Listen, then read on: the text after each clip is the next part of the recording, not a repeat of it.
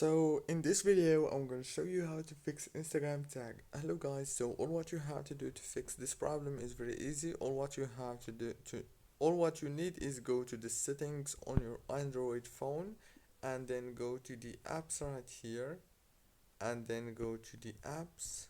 Scroll until you find all the apps that you have on your phone and search for Instagram.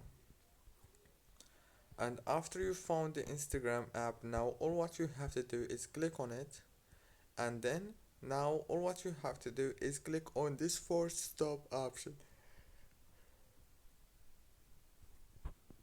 and then go down to the app details. It will take you directly to the Play Store. All what you have to do here is just click on update, and yeah, congratulations, after that the problem must be fixed. Don't forget to like, subscribe, and thank you so much for watching this video until the very end. See you later.